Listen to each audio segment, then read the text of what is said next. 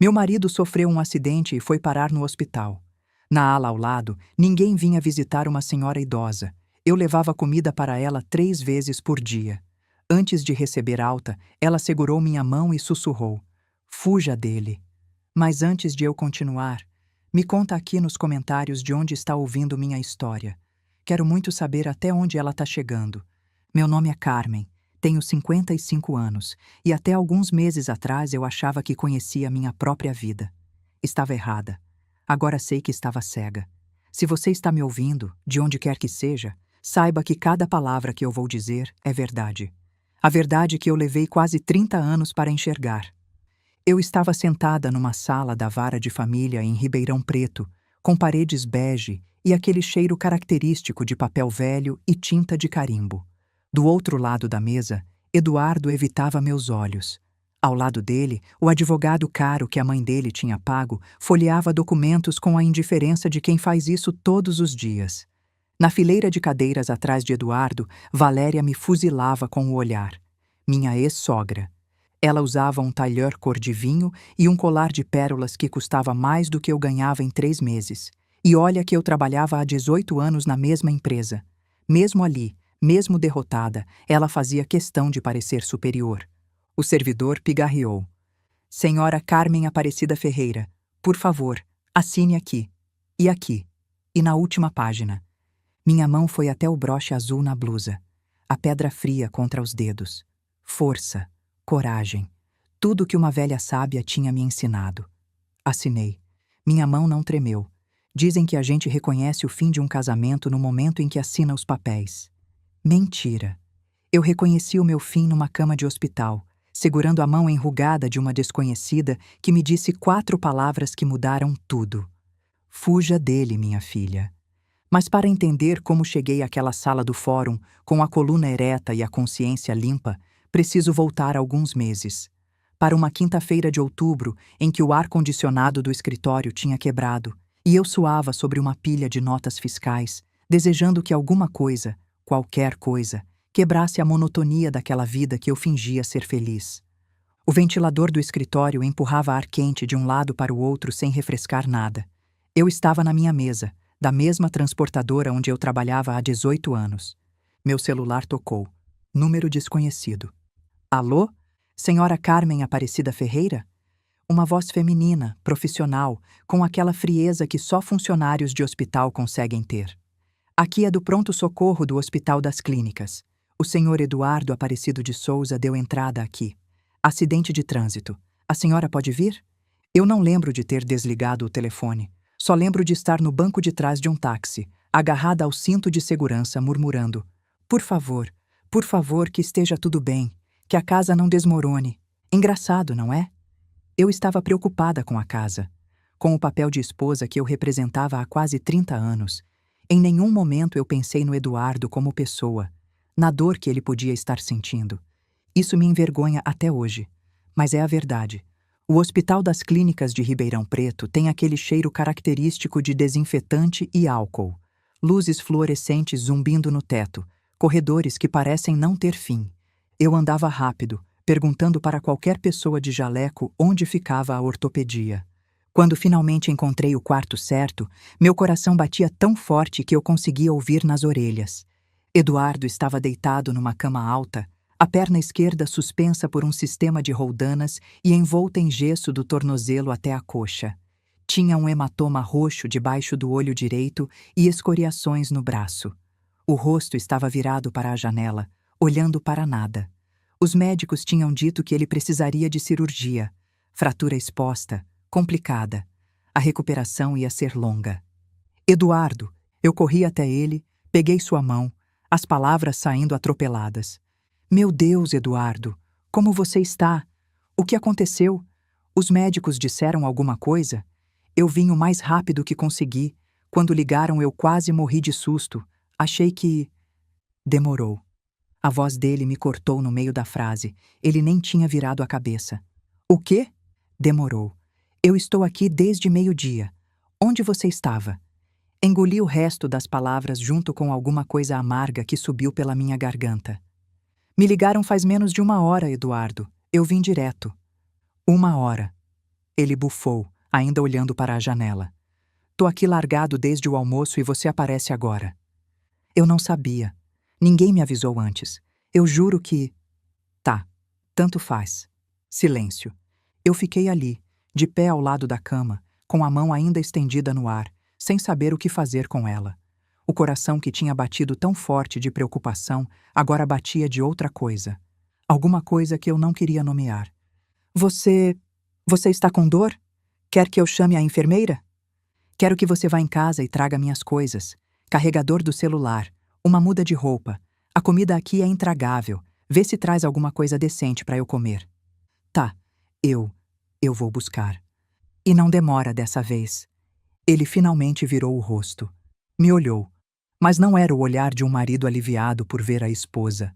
Era o olhar de alguém conferindo se o pedido tinha sido anotado corretamente. Eu balancei a cabeça e me virei para sair. Foi aí que aconteceu. Ele segurou meu pulso. De repente, sem aviso, eu olhei para trás, surpresa, e vi algo diferente no rosto dele. Alguma coisa que amoleceu por um segundo, como gelo derretendo. Ei!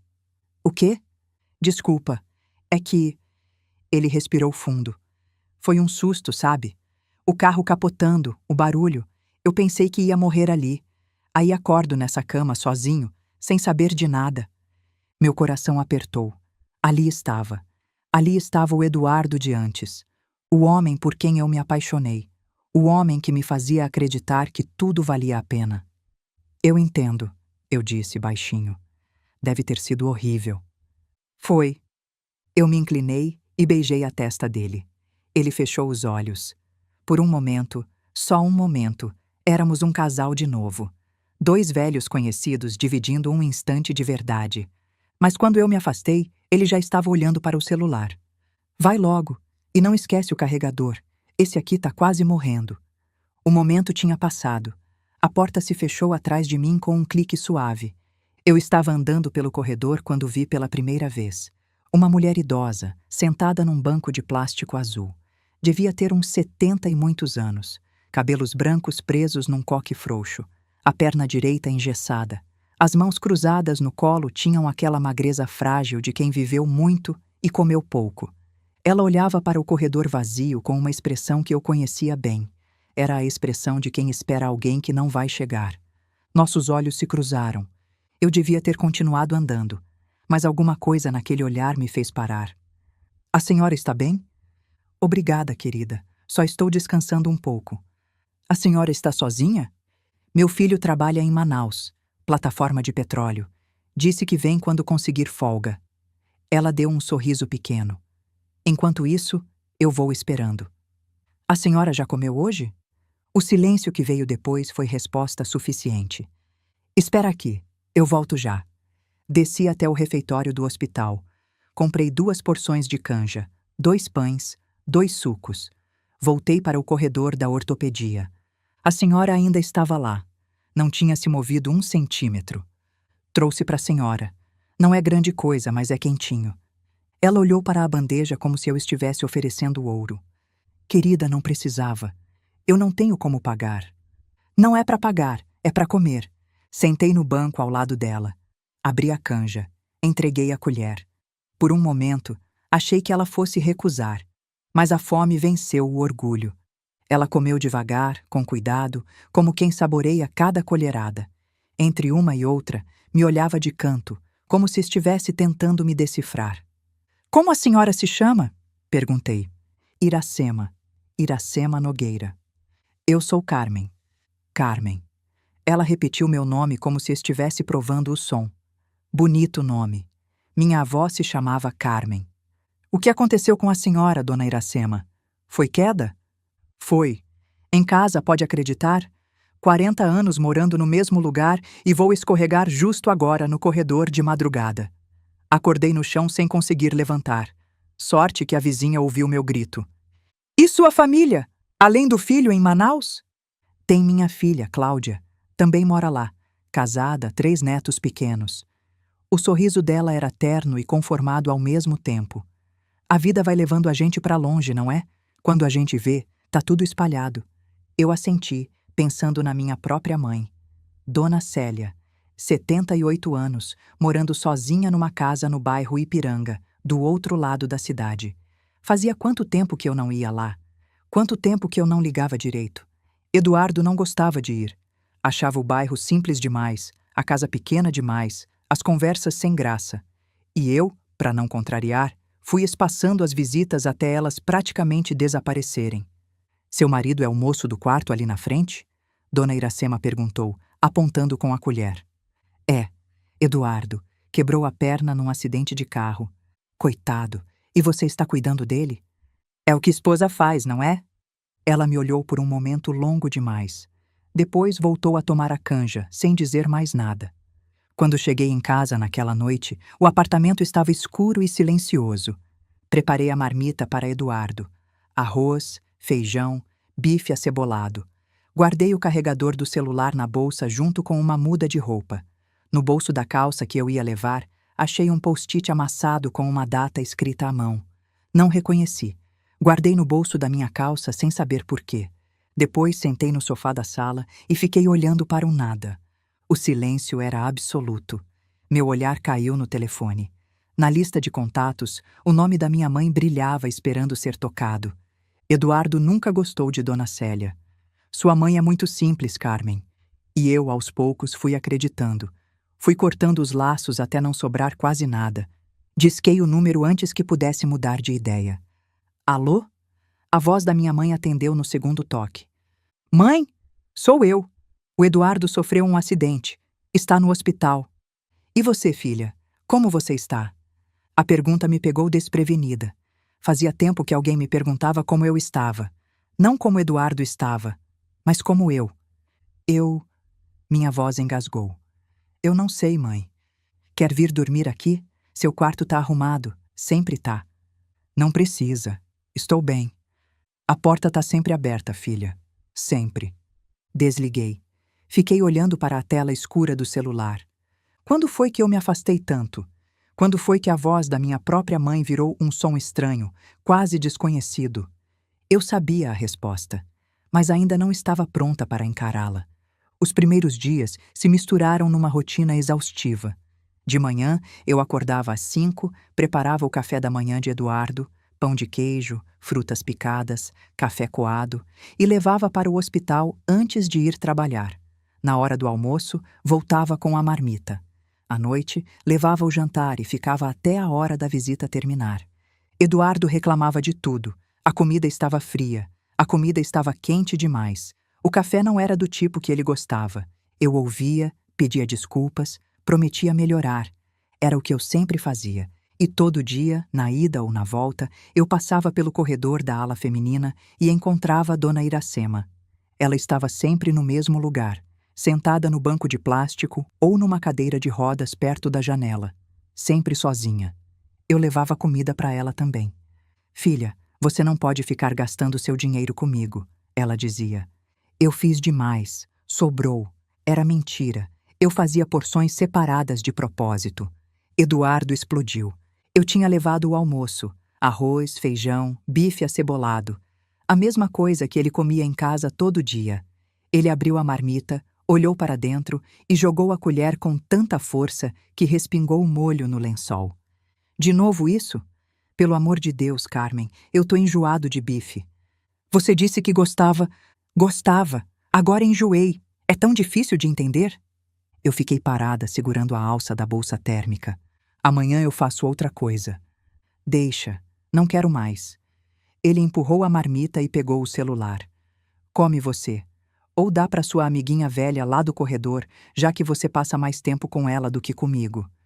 Eu peguei a marmita, virei as costas, saí do quarto, fui direto para a ala feminina. Dona Iracema estava na janela do quarto. Quando me viu entrar, sorriu. Carmen, que surpresa boa. Eu levantei a marmita. Trouxe almoço. Quer dividir comigo? Ela olhou para o meu rosto. Não disse nada. Não perguntou o que tinha acontecido. Só puxou uma cadeira e indicou para eu sentar. Dividimos a comida em silêncio. A mesma comida que Eduardo tinha rejeitado com nojo. Dona Iracema comeu tudo. E quando terminou, me olhou com aqueles olhos cor-de-mel desbotado e disse: Você é boa cozinheira, Carmen. E é boa pessoa também. Não deixa ninguém te convencer do contrário. Foi o melhor almoço que eu tive em anos. Eu estava tentando puxar conversa com Eduardo. Contei sobre o trabalho, sobre a vizinha nova. Ele não tirava os olhos do celular. Quando eu me aproximei, ele virou a tela para baixo. Rápido, como se escondesse algo. Eduardo, você tá me ouvindo? Tô. Silêncio. Mais tarde, Dona Iracema me disse algo que ficou na cabeça. Você é dessas que cuida dos outros e esquece de cuidar de si. Conheço o tipo. Eu fui assim a vida inteira, por 52 anos. Até meu marido morrer e eu acordar um dia e perceber que não sabia mais quem eu era sem ele. Olhando para Eduardo naquele momento, eu comecei a entender o que ela quis dizer. Eu cheguei mais cedo ao hospital. Eduardo ainda estava dormindo. Sentei na cadeira ao lado da cama, em silêncio, olhando para ele. O celular tocou. Uma notificação. Ele não acordou. Eu olhei para a tela, bloqueada. Tentei a senha de sempre, nossa data de casamento. Não funcionou. Ele tinha trocado a senha. Estranhei, mas não disse nada. Coloquei o celular de volta. E de repente, sem aviso, eu comecei a chorar. Não era choro de dor. Era choro de cansaço, de exaustão, de anos e anos engolindo palavras, engolindo mágoa, engolindo eu mesma para caber no espaço que ele deixava. As lágrimas desciam em silêncio. Um soluço escapou. Eduardo abriu os olhos, me viu chorando e bocejou. Bocejou, esfregou os olhos, pegou o celular da mesinha de cabeceira e começou a mexer nas redes sociais, como se eu não estivesse ali, como se minhas lágrimas fossem parte da decoração do quarto. Depois de um tempo, sem tirar os olhos da tela, ele disse: "Você pode chorar mais baixo? Tô tentando me concentrar aqui." Eu limpei o rosto com as costas da mão. Levantei. Fui até o banheiro lavar a cara. Quando voltei, ele nem percebeu. Eu cheguei ao hospital fora do horário de visita. A enfermeira me conhecia, deixou entrar. Ela sabia que eu ajudava a cuidar de Dona Iracema, que não tinha acompanhante. "Bênção ter gente como você", ela disse uma vez. "Seu marido está bem, Dona Carmen. Até teve visita mais cedo hoje. Eu parei no corredor." "Visita?" "Uma moça. Disse que era sobrinha dele. Eduardo não tinha sobrinhas. Ele era filho único, assim como eu. Fui até o quarto. A porta estava entreaberta. Eu ia empurrar, mas ouvi vozes. A voz de Eduardo e outra voz, feminina, vindo do celular. Videochamada. Eu fiquei parada, ouvindo. "Amor, você está melhor?" A voz feminina era jovem, preocupada. "Tô bem. A perna ainda dói, mas tô bem. Eu queria tanto estar aí com você." "Eu sei, mas não pode. Ela fica aqui o dia inteiro. É arriscado." "Eu sei." Uma pausa. "Amor," a porta mexeu. "Tem alguém aí?" Eduardo olhou para a porta. Me viu. Nossos olhos se encontraram. Por um segundo, eu vi algo no rosto dele. Não era vergonha. Era irritação. Irritação por eu ter interrompido. "Quem é, amor?" A voz no celular perguntou. Eduardo olhou de volta para a tela. "Ninguém. É só a Carmen." Ninguém. Eu era ninguém. 28 anos de casamento e eu era ninguém.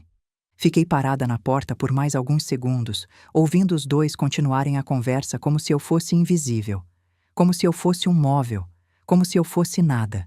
Depois saí, sem fazer barulho, sem dizer uma palavra.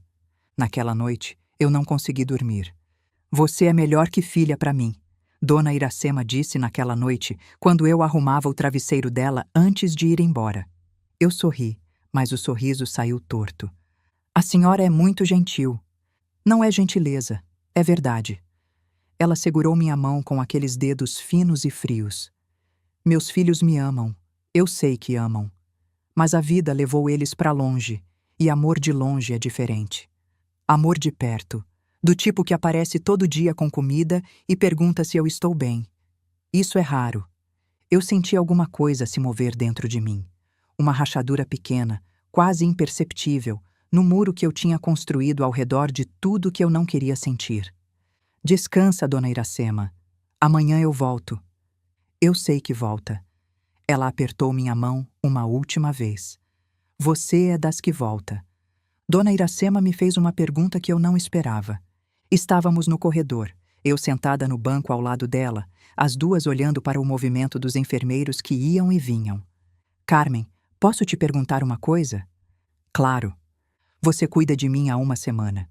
Traz comida, arruma minha cama, me ajuda a ir no banheiro. Ela fez uma pausa. E do seu marido? É fácil cuidar dele? Eu abri a boca para responder, mas as palavras não vieram. Ele está doente, eu disse finalmente. É diferente.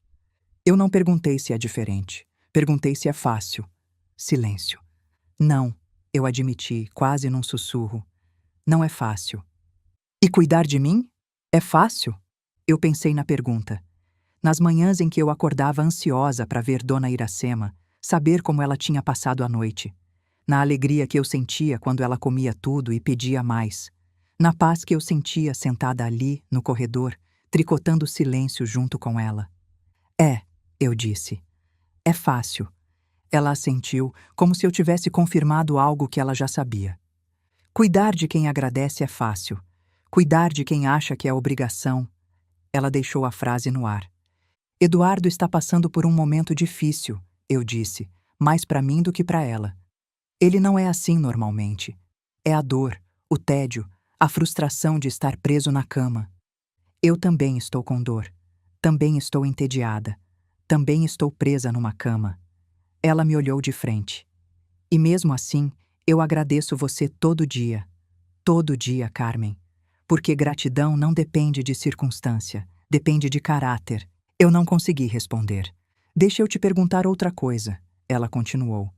Nos últimos meses, antes do acidente, seu marido olhava para você do mesmo jeito que olhava antes? Vocês jantavam juntos, conversavam, riam? Ou ele foi se afastando aos poucos, virando as costas, respondendo com uma palavra só? As imagens vieram sem eu chamar. Eduardo chegando tarde do trabalho, direto para o banho, sem me cumprimentar. O celular que ele nunca mais largava, sempre virado para baixo na mesa. As respostas curtas, os olhares vazios, as costas na cama quando eu tentava abraçá-lo. O jantar que eu fazia com carinho e ele empurrava para o canto do prato, dizendo que não estava com fome. Ele trabalha muito, eu disse. Está cansado. Sei. Dona Iracema voltou a tricotar. O assunto parecia encerrado, mas as perguntas ficaram ecoando na minha cabeça pelo resto do dia. Naquela noite, sozinha no apartamento vazio, eu fiquei acordada até tarde. O sono não vinha. Cada vez que eu fechava os olhos, via o rosto de Eduardo olhando para o celular, sorrindo para o celular, digitando no celular com aquela expressão de quem está tendo uma conversa muito mais interessante do que qualquer uma que ele tinha comigo.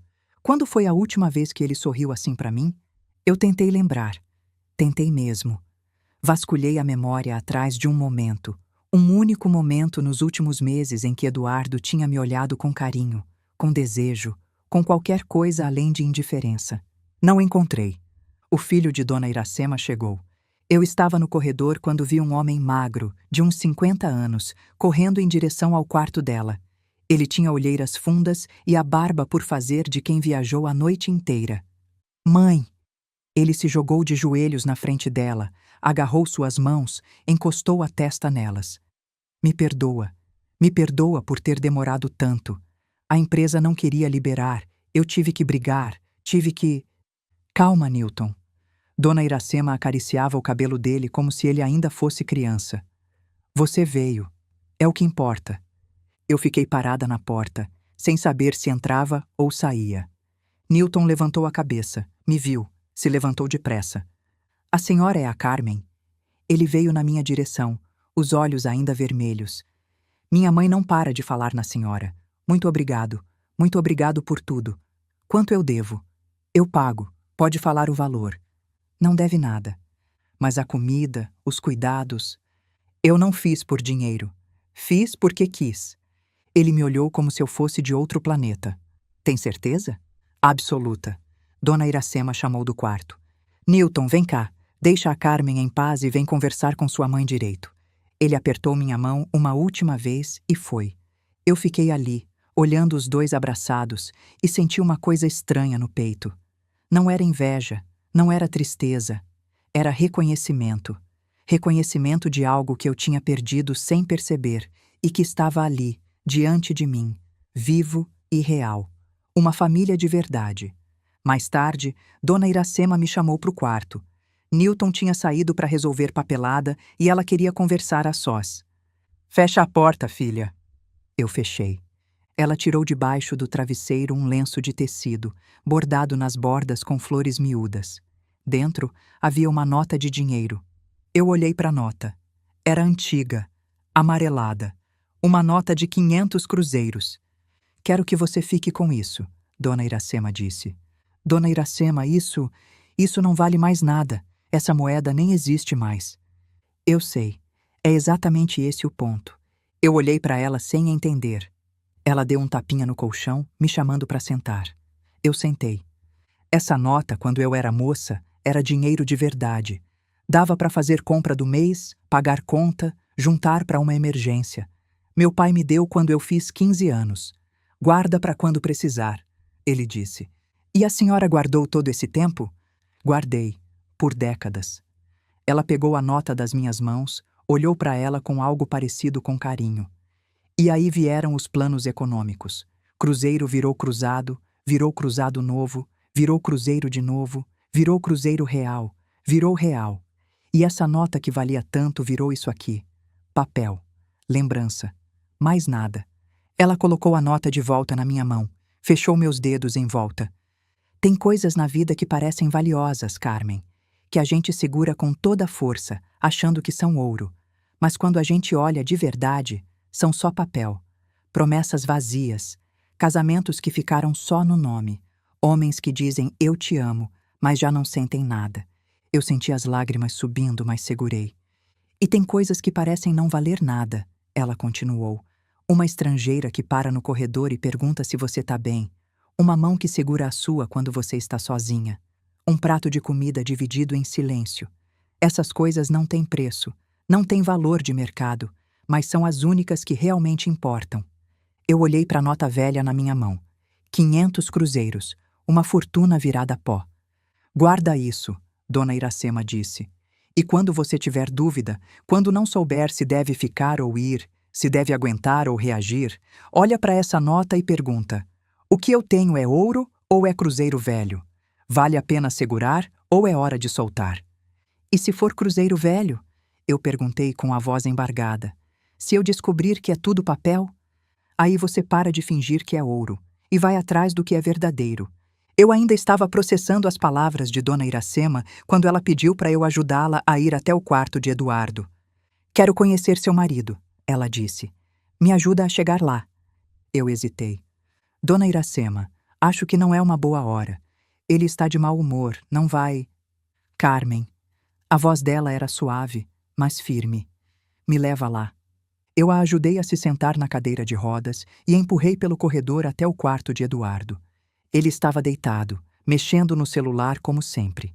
Quando viu a velha entrando, franziu a testa. Carmen, o que é isso? Quem é essa? Dona Iracema ergueu a mão antes que eu pudesse responder. Meu nome é Iracema. Sou amiga da sua esposa. Vim fazer uma pergunta. Pergunta? Eduardo olhou para mim com cara de tira essa maluca daqui. Dona Iracema não se abalou. Você agradeceu sua esposa hoje? O quê? Sua esposa, Carmen. Ela vem aqui todo dia, traz comida, cuida de você, larga tudo para ficar do seu lado. Você agradeceu ela hoje? Pelo menos uma vez? Eduardo ficou vermelho, depois branco, depois vermelho de novo. Isso não é da sua conta. Tem razão, não é. Dona Iracema deu um sorriso pequenininho. Mas eu sou velha. Velha pode ser intrometida.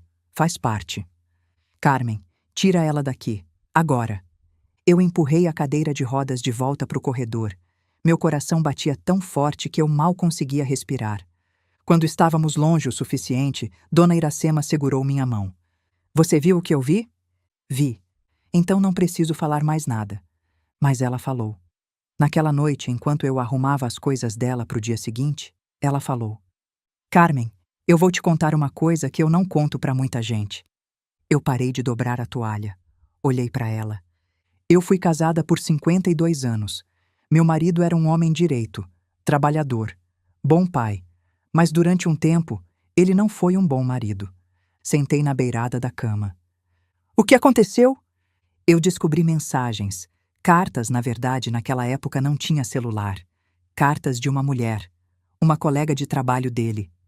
E o que a senhora fez? Nada. A voz dela era plana, sem emoção. Absolutamente nada. Fingi que não tinha visto. Continuei sendo a boa esposa, a boa mãe, a boa dona de casa.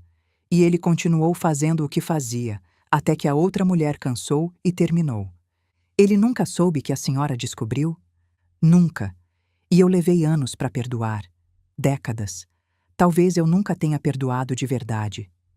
Ela me olhou. Eu fiquei porque era o que se fazia naquela época.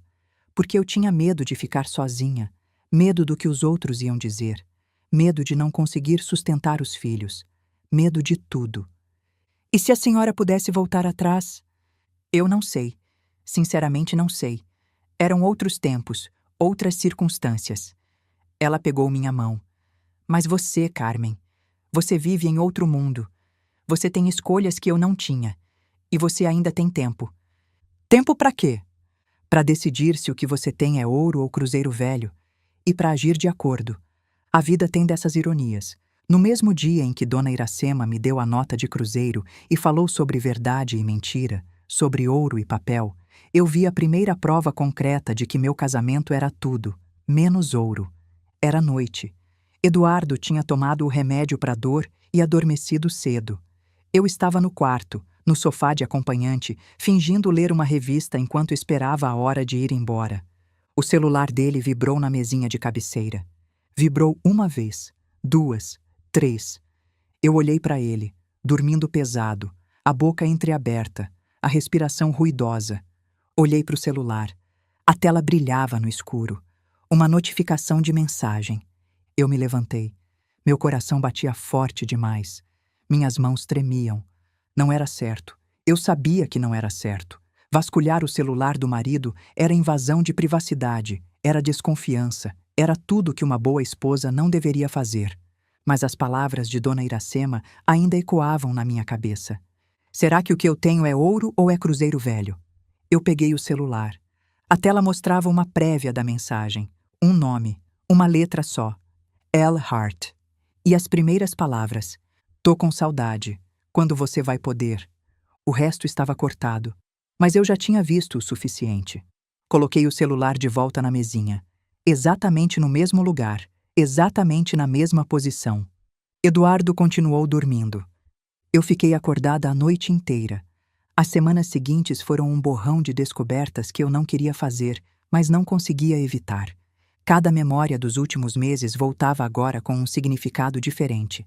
As chegadas tarde, o celular sempre virado para baixo, os sorrisos pro nada enquanto digitava mensagens, o perfume novo, a academia que ele nunca tinha querido frequentar e de repente virou prioridade, as viagens de trabalho que aumentaram, o sexo que diminuiu até desaparecer. Como eu não tinha visto? Ou melhor, por que eu tinha escolhido não ver? A oportunidade de confirmar minhas suspeitas veio de madrugada. Eduardo tinha tomado uma dose dupla de analgésico e apagado completamente. Eu sabia que ele não ia acordar por horas. O celular estava na mesinha. A senha de casamento não funcionava mais. Eu já sabia disso desde o dia 5. Tentei o aniversário dele. Não funcionou. Tentei o dia em que a gente se conheceu. Não funcionou. Então lembrei da data do post-it.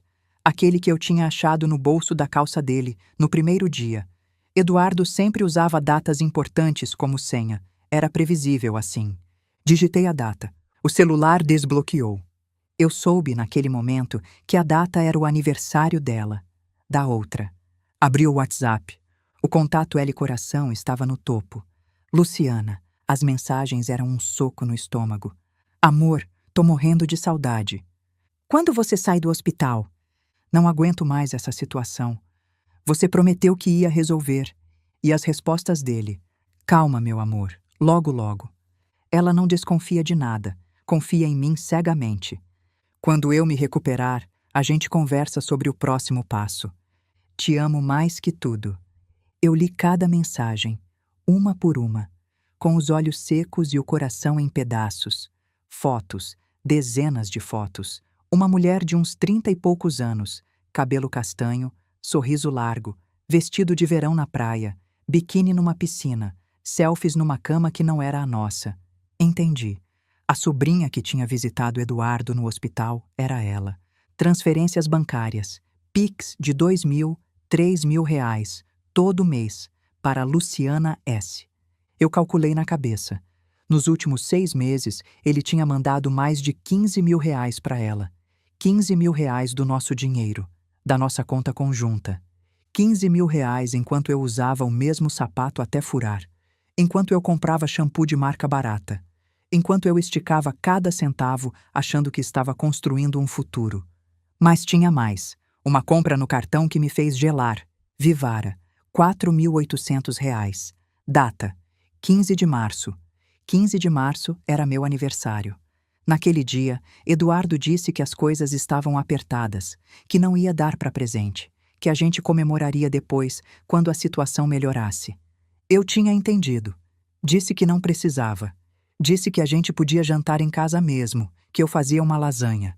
Mas ele tinha comprado uma joia de quase 5.000 reais. Fui até a galeria de fotos. Procurei. E encontrei. Luciana usando um colar dourado, elegante, brilhando no decote. A legenda: "Pro amor da minha vida, você merece tudo." O colar de 4.800 reais. Comprado no dia do meu aniversário. Com o nosso dinheiro. Enquanto eu fazia lasanha em casa, achando que ele era um marido responsável que estava economizando. Mas a mensagem que mais doeu não foi sobre dinheiro. Foi uma de 3 semanas atrás. Eduardo. Minha mãe já está preparando o terreno. Quando eu pedir o divórcio, ela vai me apoiar. Luciana. E a Carmen? Eduardo. Deixa comigo. Ela é tão ingênua que vai aceitar qualquer coisa. Não vai nem lutar. Conheço ela. Eu li essa mensagem 3 vezes.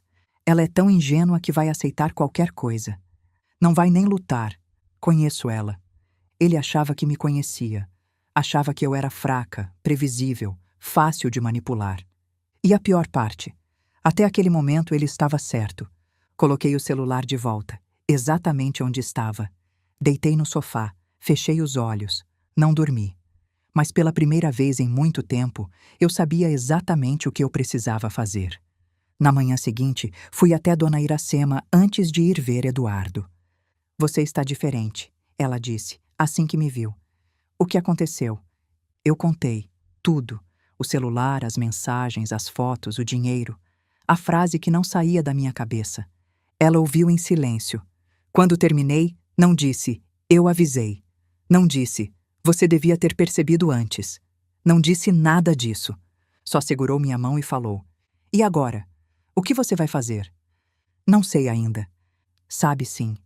Ela apertou meus dedos. "Você sabe.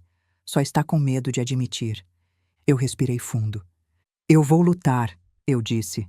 E dizendo, percebi que era verdade. "Ele acha que eu não vou. Mas vai." Dona Iracema sorriu. "Essa é a Carmen que eu conheci no primeiro dia. A que parou para perguntar se eu estava bem. A que não aceitou não quando eu tentei recusar a comida. A que cuidou de uma estranha como se fosse família. Eu não sei por onde começar. Começa pelo começo. Protege o que é seu. Junta provas. E não deixa ele saber. Homem que trai uma vez, trai sempre. Se ele souber que você descobriu, vai ficar mais esperto. Vai esconder melhor." "A senhora acha?" "Eu tenho certeza." Ela soltou minha mão. "Agora vai. Faz o que precisa fazer. E quando precisar de mim, você sabe onde me encontrar." Voltei para o apartamento naquela tarde com uma desculpa qualquer. Buscar roupas limpas para Eduardo. Mas em vez de ir para o armário do quarto, fui para o escritório. A gaveta onde guardávamos os documentos importantes. Certidões, contratos, escrituras. Abri. Estava vazia. A escritura do apartamento. O contrato de financiamento. Minha caderneta de poupança. Nossos documentos do carro. Tudo tinha sumido. Eu revirei o escritório inteiro. O quarto. A sala. Os armários da cozinha. Nada. Peguei o celular. Disquei o número de Eduardo. "Eduardo, você sabe onde estão os documentos?" A pasta do escritório está vazia. Silêncio do outro lado. Depois, mandei minha mãe pegar. "Pegar? Por quê? Aproveitei que estou parado aqui para organizar. Estava tudo uma bagunça. A voz dele era fria, controlada. Por que você quer saber? Eu precisava do número da apólice do seguro. Depois eu te passo. Mas Eduardo, eu preciso... Carmen, a voz cortante. Eu disse que depois eu passo. Agora me deixa descansar. Ele desligou. Eu fiquei parada no meio da sala, olhando para o telefone mudo na minha mão. Ele não estava só me traindo. Estava se preparando, organizando as peças, garantindo que quando o golpe viesse, eu estaria de mãos vazias. Dona Iracema tinha razão. Ele não ia lutar limpo. E se ele não ia lutar limpo, eu também não precisava. Naquela noite, eu não fui para o hospital. Disse que estava com dor de cabeça, que precisava descansar. Em vez disso, fui para o salão da Marta. Marta era minha amiga mais antiga. A gente tinha se conhecido ainda na escola, no primeiro ano do colegial, quando ela sentou do meu lado na aula de matemática e perguntou se eu tinha um lápis sobrando. Eu tinha. E daquele lápis emprestado nasceu uma amizade de quase 40 anos. Ela tinha passado por um casamento desastroso com o Toninho, um homem que bebia demais, trabalhava de menos e achava que esposa era empregada com benefícios.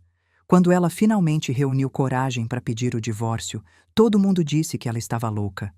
Como você vai se sustentar? E a vergonha? Mulher separada não é bem vista. Marta ignorou todo mundo. Fez um curso de cabeleireira, juntou dinheiro e abriu o próprio salão. Hoje ela tinha 3 funcionárias, uma clientela fiel e a paz de quem sabe que pode dormir tranquila sem medo de acordar com um bêbado ao lado. Era a pessoa perfeita para me ajudar. Quando cheguei, o salão já estava fechando. Ela estava varrendo o chão, sozinha, com um pagode tocando baixinho no rádio. O cheiro de shampoo e acetona pairava no ar. Carmen. Ela largou a vassoura no segundo em que me viu. O que aconteceu? Eu não consegui falar. Só sentei na cadeira de cortar cabelo e comecei a chorar. Marta trancou a porta. Apagou o letreiro da frente. Fechou as persianas. Depois puxou uma cadeira e sentou na minha frente, segurando minhas mãos. Fala, amiga. Pode falar. E eu falei. Tudo. O hospital, as mensagens, as fotos, o dinheiro, os documentos sumidos. Despejei como se estivesse vomitando veneno. As palavras saíam atropeladas, misturadas com soluços, mas Marta ouvia sem interromper. Quando terminei, ela ficou em silêncio por um momento. Vi os olhos dela se encherem de lágrimas também, de raiva, de compaixão, de tudo junto. Depois levantou, foi até o fundo do salão e voltou com uma garrafa de vinho e 2 copos de plástico. Emergência pede emergência, ela disse, enchendo os copos. Eu ri. Era um riso molhado de lágrima, mas era riso. Marta, o que eu faço? Primeiro, você para de chorar. Ela me entregou o copo. Segundo, você lembra que esse homem não merece suas lágrimas. Terceiro, você vai atrás de um advogado. Advogado? Amiga, ele já está se preparando. Pegou os documentos, tá mandando dinheiro para outra. A mãe dele tá preparando o terreno. Você mesma me disse. Se você não se mexer, vai sair desse casamento sem nada. Eu não tenho dinheiro para advogado. Primeiro você consulta, depois a gente vê. Ela me olhou com firmeza. E se precisar, eu empresto. Não discute. Marta, eu não posso aceitar. Pode e vai. Ela levantou a mão, me interrompendo. Quantas vezes você me ajudou, Carmen? Quando o Toninho me deixou, quem aparecia aqui todo dia para me fazer companhia? Quem me emprestou dinheiro para pagar o aluguel atrasado? Quem ficou do meu lado quando todo mundo sumiu? Eu baixei os olhos, lembrando daquela época. Marta tinha perdido tudo. O marido, a casa, a autoestima. E eu estava lá, todo dia, com uma marmita de comida e uma palavra de apoio. Agora é minha vez, ela continuou. Eu conheço um advogado, Dr. Fabiano, especialista em divórcio. Ele ajudou a prima do meu cunhado. Fez milagre. Você acha que eu tenho chance? Amiga, o apartamento foi comprado durante o casamento. Você trabalhou a vida inteira. Tem seus direitos. Ela bebeu um gole de vinho. E mais, ele falsificou sua assinatura em alguma coisa? Movimentou dinheiro sem você saber? Os Pix para Luciana. O empréstimo que eu nem sabia que existia. Tem uma coisa, eu disse devagar. Eu vi no extrato do banco um empréstimo de 30 mil reais, no nome dos dois, mas eu nunca assinei nada. Marta arregalou os olhos. Carmen, falsificação de assinatura é crime. Eu sei. Isso muda tudo. Ficamos em silêncio, bebendo vinho, cada uma perdida nos próprios pensamentos. Depois de um tempo, Marta esticou a mão e segurou a minha. Você não está sozinha, amiga. Nunca esteve. Só esqueceu de olhar para o lado. Mas eu estou aqui. Sempre estive. E não vou sair. Na semana seguinte, eu virei outra pessoa. Por fora, continuava a mesma. Ia ao hospital, levava comida, sorria para Eduardo, fingia que nada tinha mudado. No trabalho, pedi ao RH cópias de todos os meus contra-cheques dos últimos 10 anos. Solicitei o extrato completo do FGTS. Juntei cada comprovante de pagamento que consegui encontrar. Na casa da minha mãe, porque sim, eu tinha voltado a frequentar a casa da minha mãe. Eu organizava tudo em pastas, documentos, prints de tela, anotações. No banco descobri coisas que me fizeram perder o sono.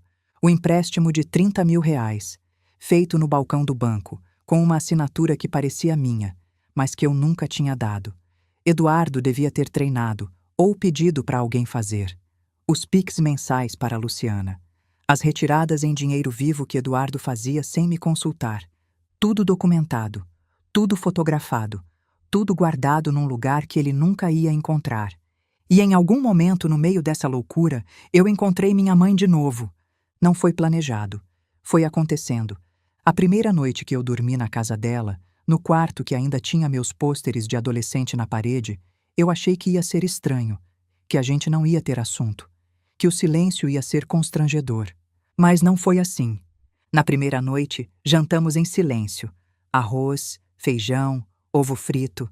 Comida simples, do tipo que Eduardo sempre desprezou. Comida de pobre, ele dizia.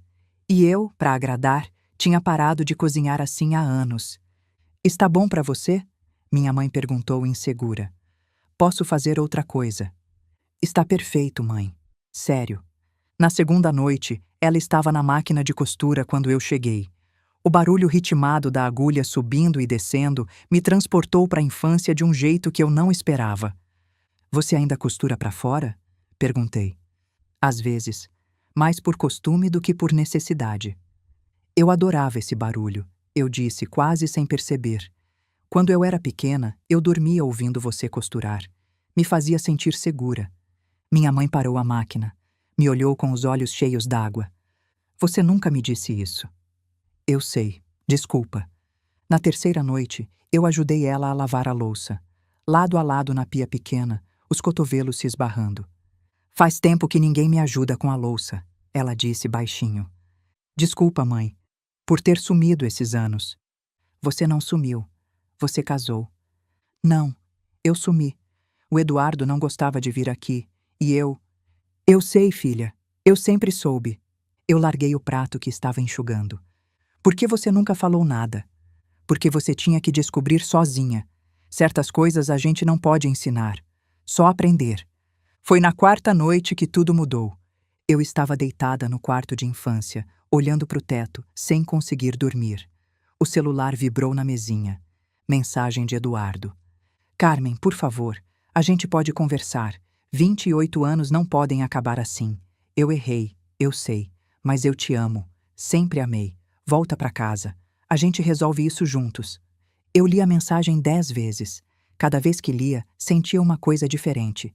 Raiva, dúvida, saudade, medo. 28 anos.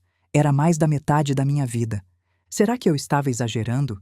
Será que todo casamento passa por isso? Será que eu devia dar mais uma chance? Comecei a digitar uma resposta. Apaguei. Digitei de novo. Apaguei. Levantei da cama, fui até a cozinha beber água. Minha mãe estava lá, sentada no escuro tomando chá. Também não está dormindo? Ela perguntou. Eduardo mandou mensagem. Quer que eu volte. E você quer voltar? Eu sentei na cadeira de frente para ela. Mostrei a mensagem. Eu não sei, mãe. Uma parte de mim quer. É mais fácil, sabe? Voltar pro conhecido. fingir que nada aconteceu. É mais fácil, no começo. E se eu estiver errada? E se eu estiver jogando fora um casamento por causa de uma aventura? Você viu as mensagens, viu o dinheiro. Acha que é só uma aventura? Não. Mas e se... Filha, você quer que eu te diga o que fazer? Quero. Não vou dizer, porque não é minha vida. Mas vou te perguntar uma coisa. O quê? Se você voltar e daqui a 5 anos descobrir que ele fez de novo, você vai se perdoar? Silêncio. Eu pensei. Pensei de verdade. Me imaginei dali a 5 anos, descobrindo outra Luciana, outras mensagens, outros pics. Não, eu disse. Não vou. Então você já sabe a resposta. Eu olhei para o celular. Deletei a mensagem de Eduardo. Não respondi. Naquela mesma noite, minha mãe me contou um segredo que ela guardou por mais de 40 anos. Estávamos na cozinha escura, só a luz do poste da rua entrando pela janela. Ela serviu mais chá para mim, se sentou de volta na cadeira e começou a falar. Você me perguntou uma vez se seu pai foi um bom marido. Você não respondeu. Vou responder agora. Silêncio. Seu pai teve outra mulher. Durante anos. Eu descobri quando você tinha 12 anos. Eu senti o chão sumir debaixo de mim. O quê? Por que você nunca... Deixa eu terminar. Eu descobri, e sabe o que eu fiz? Nada. Absolutamente nada. Continuei casada, continuei cuidando da casa, continuei fingindo. Por você. Pela vergonha. Pelo medo. Mãe, eu passei 20 anos dormindo do lado de um homem em quem eu não confiava mais. Sabe o que isso faz com uma pessoa? Te seca por dentro. Você vira casca. Eu estava chorando. Não sabia quando tinha começado, mas as lágrimas desciam sem parar. Quando ele morreu, eu chorei. Minha mãe continuou. Mas não sei se chorei por ele ou por mim. Pelos anos que eu perdi fingindo. Pela mulher que eu podia ter sido. Ela pegou minha mão. Você não é eu, Carmen. Você tem chance de fazer diferente.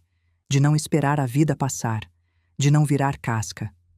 Eu tenho medo, mãe. Eu sei. Eu também tinha. Mas sabe o que é pior que medo? Arrependimento. Medo passa. Arrependimento fica para sempre. Ficamos ali, mãe e filha, de mãos dadas no escuro. Pela primeira vez em décadas, eu sentia que conhecia minha mãe de verdade. Não a mãe que eu achava que conhecia. A mulher real, com suas dores, seus segredos, suas cicatrizes escondidas. E ali, naquela cozinha velha com cheiro de café e tempo, eu fiz uma promessa silenciosa. Eu não ia virar casca. Eu ia lutar.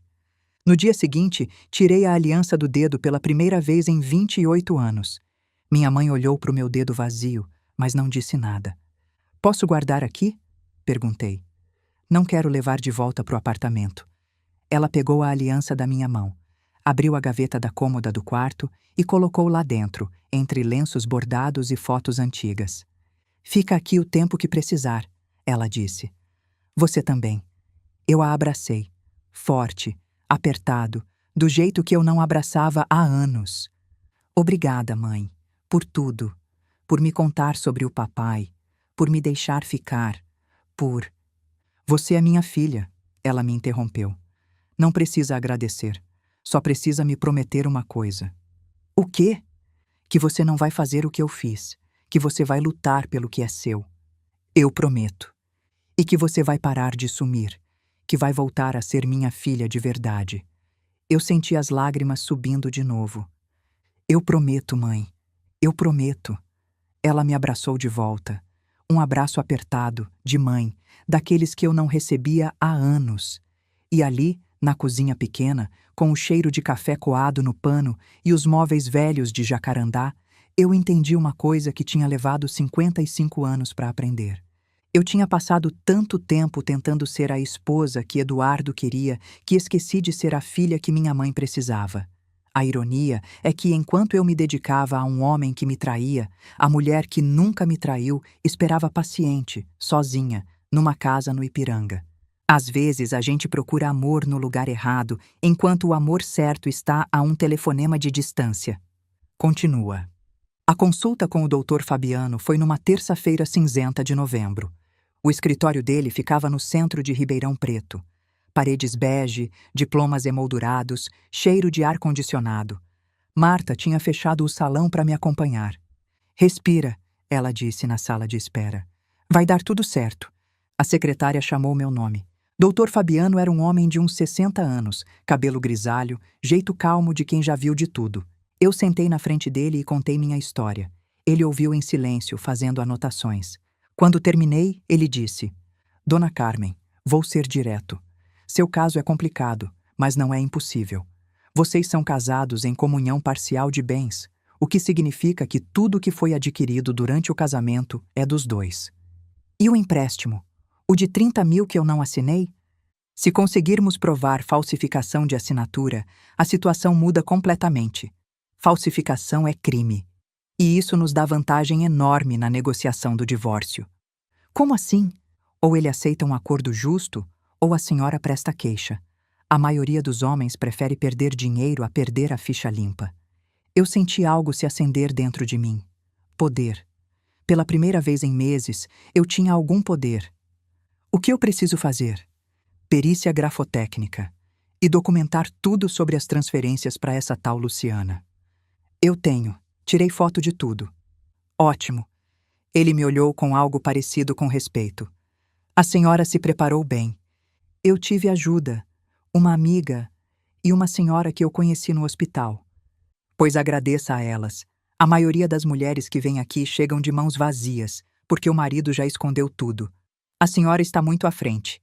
Saí do escritório com uma lista de tarefas e um sentimento estranho no peito. Marta estava esperando na recepção, roendo as unhas de ansiedade. "E aí?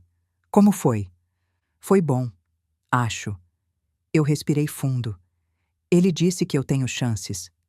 Eu sabia. Ela me abraçou. Eu sabia que ia dar certo. Ainda não deu certo, Marta. Isso é só o começo. Começo é mais do que você tinha ontem. Vamos comemorar. Café e bolo na padaria da esquina. Eu pago. Nas semanas seguintes, eu continuava indo ao hospital visitar Eduardo de dia, fingindo que nada tinha mudado. À noite, trabalhava no meu caso. A perícia grafotécnica foi marcada. Custou caro, mais caro do que eu podia pagar. Mas Marta cobriu a diferença sem pestanejar. "Você me paga quando puder", ela disse. "E se não puder, não paga." Simples. Os prints das mensagens de Eduardo foram organizados em ordem cronológica. Cada "te amo" para Luciana, cada promessa de futuro, cada insulto a mim. Os extratos bancários mostravam um padrão claro. Todo mês, entre 2 e 5 mil reais saíam da nossa conta conjunta e iam para a conta de Luciana. Em 1 ano e meio, o total passava de 80 mil reais. E o empréstimo? Os 30 mil reais que ele tinha pegado em nome dos dois, sem meu conhecimento, com uma assinatura que não era minha. Quando o resultado da perícia chegou, Dr. Fabiano me ligou pessoalmente. "Dona Carmen, tenho boas notícias." A perícia confirmou. A assinatura no contrato do empréstimo não é sua. Foi falsificada. Eu sentei na cama da casa da minha mãe, o celular tremendo na minha mão. O que isso significa? Significa que a senhora tem um caso forte. Seu marido cometeu um crime, e isso nos dá poder de barganha. Agora é hora de decidir. A senhora quer ir para o confronto ou prefere negociar? "O que o senhor recomenda?" "Depende do que a senhora quer. Se for só o dinheiro, negociamos. Se quiser que ele pague pelo que fez, aí é outra história."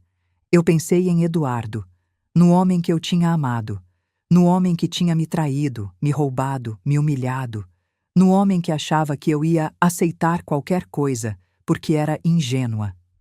"Eu quero os dois", eu disse. "Quero meu dinheiro, e quero que ele saiba que eu não sou idiota. Então vamos pro confronto." Mas antes do confronto, eu precisava me despedir. Eduardo teve alta do hospital numa quinta-feira de manhã. A perna ainda estava engessada, mas ele já conseguia andar com muletas.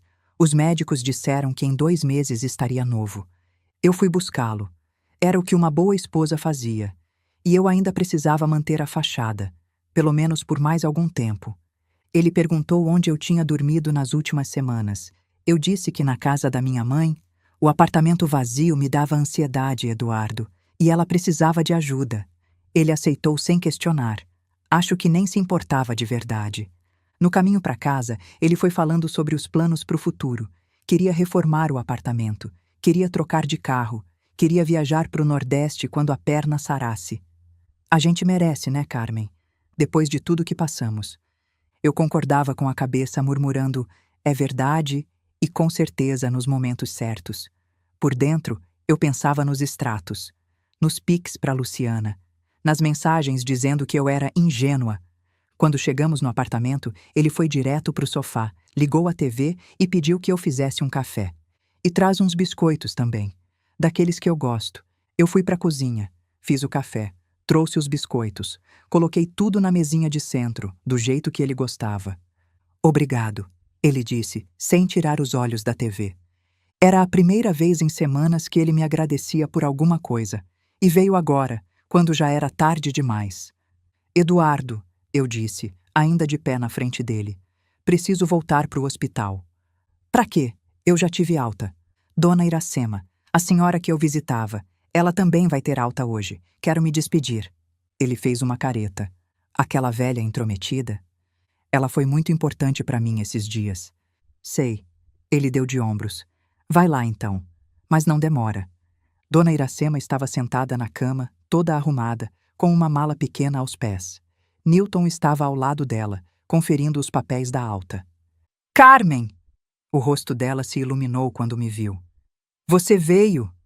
Eu disse que ia vir. Eu sei. Você é das que cumpre. Newton se afastou para nos dar privacidade. Eu sentei na beirada da cama e peguei as mãos dela entre as minhas. Então é isso, eu disse. A senhora vai embora. Vou. Newton veio me buscar. Vou passar uns meses na casa dele, em Manaus, até me recuperar de vez. Manaus é longe. É, mas é onde meu filho está. Ela apertou minhas mãos. E você, Carmen, como você está? Preparada. Eu respirei fundo. Semana que vem eu vou confrontar o Eduardo. Vou pedir o divórcio. Dona Iracema sorriu. Não era um sorriso de satisfação, nem de eu avisei. Era um sorriso de orgulho. Você cresceu, filha. Em 2 semanas você cresceu mais do que em anos. Foi a senhora que me ajudou a crescer. Não, eu só segurei o espelho. Você fez o resto sozinha. Ela soltou minhas mãos e pegou algo na bolsa. Um broche antigo, de metal dourado, com uma pedra azul no centro. Quero que você fique com isso. Dona Iracema, eu não posso... Pode sim. Era da minha mãe. Ela me deu quando eu casei. Disse que era para me lembrar de que eu era forte, mesmo quando não me sentisse assim. Ela colocou o broche na minha mão. Agora eu estou passando para você lembrar a mesma coisa. Eu olhei para o broche. A pedra azul brilhava na luz do hospital. Obrigada, eu disse com a voz embargada. Por tudo. Pela nota de cruzeiro, pelo broche, pelas conversas, por me fazer enxergar. Obrigada a você, Carmen, por ter parado naquele corredor, por ter perguntado se eu estava bem, por ter me tratado como gente quando eu estava me sentindo invisível. Nos abraçamos. Um abraço longo, apertado, de quem sabe que talvez não se veja mais. Então ela segurou minha mão com força, me puxou para perto e sussurrou no meu ouvido, tão baixo que só eu podia ouvir. Fuja dele, minha filha. Foram 4 palavras. 4 palavras que selaram tudo que eu já sabia, mas ainda não tinha coragem de admitir. Cuida de você, menina, ela continuou, agora em voz normal. E não deixa ninguém te convencer de que você vale menos do que vale. Eu não vou deixar. Eu sei. Agora eu sei. A semana seguinte foi a mais difícil da minha vida. Eduardo continuava no apartamento se recuperando. Eu continuava fingindo que tudo estava normal. De manhã, fazia o café da manhã. À tarde, preparava o almoço. À noite, fingia dormir enquanto ele mexia no celular, provavelmente trocando mensagens com Luciana. A tensão me consumia por dentro. Cada vez que ele falava comigo, eu tinha que me controlar para não explodir. Cada vez que ele sorria para o celular, eu tinha que engolir a raiva que subia pela garganta. Mas eu aguentei, porque eu sabia que o fim estava chegando. O confronto aconteceu numa terça-feira. Eu tinha planejado tudo com o Dr. Fabiano. Ele estaria de prontidão, esperando minha ligação. Marta estaria na casa da minha mãe, me esperando. Minha mala já estava lá, com tudo o que eu precisava. De manhã, fiz o café da manhã como sempre. Eduardo comeu reclamando que o pão estava duro. Semana que vem a gente precisa ir no banco, ele disse de boca cheia. Tem uns papéis para assinar. Que papéis? Coisa de financiamento, nada demais. Eu senti o estômago revirar. Ele ia tentar me fazer assinar mais alguma coisa, provavelmente algum documento que me prejudicasse ainda mais. Eduardo, eu disse, sentando na frente dele. Eu preciso falar uma coisa. Ele ergueu os olhos, surpreso com o meu tom. O que foi? Eu sei. Sabe o quê? Tudo. Sobre a Luciana, sobre o dinheiro, sobre o empréstimo que você fez no meu nome sem meu consentimento. O rosto dele mudou. Foi como ver uma máscara cair em câmera lenta. A expressão de confusão virou surpresa, virou medo, virou raiva. O que você está falando? Eu li suas mensagens, Eduardo. Todas elas. Ela é tão ingênua que vai aceitar qualquer coisa. Foi o que você disse para ela. Lembra? Ele ficou pálido. Você mexeu no meu celular? Mexi. E achei tudo. As fotos, os pics, os planos que vocês faziam. Eu mantive a voz firme, mesmo com o coração disparado. E antes que você tente negar, eu já fui num advogado. Já tenho todas as provas. E já fiz uma perícia grafotécnica no contrato do empréstimo. Perícia? Aquela assinatura não é minha. E isso é crime, Eduardo. Falsificação de documento. Você pode ser preso. O silêncio que se seguiu foi ensurdecedor. Eduardo me olhava como se estivesse vendo uma estranha. E, de certa forma, estava. A Carmen que ele conhecia nunca faria isso. A Carmen que ele conhecia abaixaria a cabeça, pediria desculpas, aceitaria qualquer migalha. Mas essa Carmen estava morta. Tinha morrido num corredor de hospital, segurando a mão de uma velha desconhecida. Carmen, ele disse, a voz tremendo. A gente pode conversar. Isso não precisa... Precisa sim. Eu me levantei. Eu vou embora, Eduardo, e você vai me dar o que é meu por direito. Metade do apartamento, metade de tudo que a gente construiu. Ou eu presto queixa por falsificação e você explica para a polícia como conseguiu minha assinatura num papel que eu nunca vi. Você não faria isso. Não? Eu o encarei. Me testa. Ele abriu a boca para falar, mas nenhuma palavra saiu. Eu peguei minha bolsa, as chaves do carro e fui até a porta. Meu advogado vai entrar em contato com você. Sugiro que arranje um bom também. E saí. Eu estava no elevador, descendo os 12 andares, quando meu celular tocou. Número de Manaus. Newton. Atendi com a voz trêmula. Alô? Carmen? Mas não era Newton. Era Dona Iracema. Carmen, é você? Dona Iracema? Eu encostei na parede do elevador, as pernas bambas. O que aconteceu? A senhora está bem? Eu estou bem, filha. Mas acordei hoje com você na cabeça. Aquele aperto no peito, sabe? De quando alguma coisa está acontecendo com alguém que a gente ama. Uma pausa. O que foi? O que aconteceu? O elevador chegou no térreo. Eu saí andando sem saber para onde, o celular grudado no ouvido, e de repente estava sentada num banco na praça em frente ao prédio, chorando. Contei tudo. O confronto. As palavras dele. O olhar de espanto quando ele percebeu que eu sabia.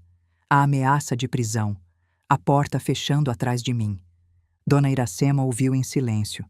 Quando eu terminei, ela disse: Você fez certo, Carmen. Você fez o que precisava fazer. Eu estou com tanto medo. Eu sei, mas medo não é fraqueza. Medo é sinal de que você está fazendo algo importante. E se eu não conseguir? Você já conseguiu. O mais difícil já passou. Agora é só seguir em frente. Eu me sinto tão sozinha. Você não está sozinha. A voz dela era firme, quase uma ordem. Você tem sua mãe, tem sua amiga, e tem uma velha chata aqui em Manaus que não vai te largar. Entendeu? Não vai te largar. Eu ri, mesmo chorando.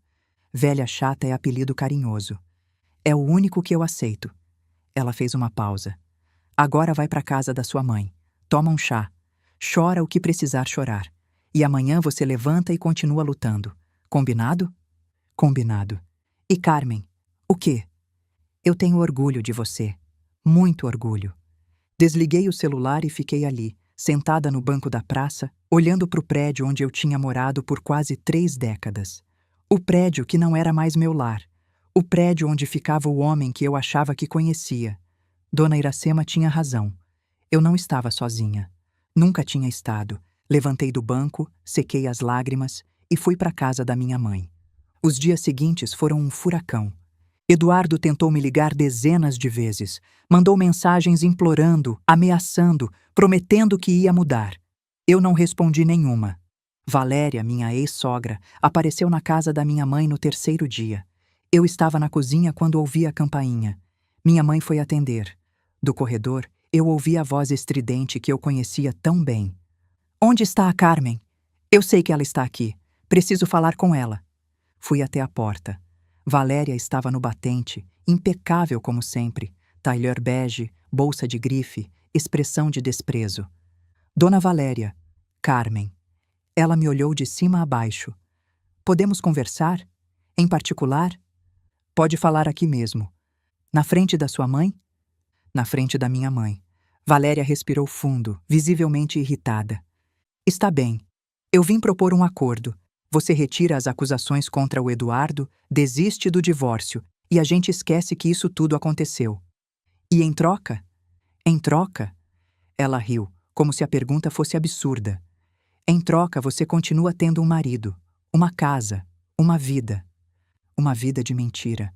Uma vida confortável. Ela deu um passo à frente. Escuta aqui, Carmen. Eu sei que meu filho errou. Homens erram. Mas você não vai conseguir nada melhor. Você tem 55 anos, não tem filhos, não tem nada. Vai fazer o que da vida? Morar com sua mãe para sempre? Minha mãe deu um passo à frente, se colocando entre mim e Valéria. A senhora pode ir embora da minha casa agora. Eu não estou falando com você, Valéria disse com desprezo. Mas eu estou falando com a senhora. A voz da minha mãe era calma, mas tinha aço por baixo. A senhora criou um filho que não sabe respeitar mulher, que rouba, que mente, que trai. E agora vem na minha porta defender ele. Não enquanto eu estiver viva. Valéria arregalou os olhos. Como é que é? A senhora ouviu. Sai da minha casa e não volta mais. Carmen. Valéria se virou para mim, ignorando minha mãe. Você vai deixar ela falar assim comigo? Eu olhei para minha sogra. Para a mulher que tinha passado quase 30 anos me diminuindo, me criticando, me fazendo sentir que eu nunca era boa o suficiente. E pela primeira vez, eu não senti medo dela. Minha mãe está certa, dona Valéria. A senhora pode ir. Você vai se arrepender disso, ela sibilou. Vocês duas vão se arrepender. Talvez, mas não hoje. Valéria saiu batendo os saltos no chão com raiva. Minha mãe fechou a porta atrás dela e se virou para mim. Você está bem, filha? Estou. Eu a abracei. Obrigada por me defender. Sempre. Ela apertou meu abraço. Sempre vou te defender. As negociações do divórcio duraram 3 meses. Eduardo contratou um advogado caro, pago pela mãe, claro. Tentaram de tudo. Negar as transferências, alegar que eu tinha consentido com o empréstimo, dizer que a perícia estava errada. Mas as provas eram sólidas demais. No 2º mês de negociação, aconteceu algo que eu não esperava. Era uma quinta-feira à noite. Eu estava na casa da minha mãe, ajudando a lavar a louça do jantar, quando a campainha tocou. Minha mãe foi atender. Ouvi vozes na porta. Uma voz feminina que eu não reconheci de imediato.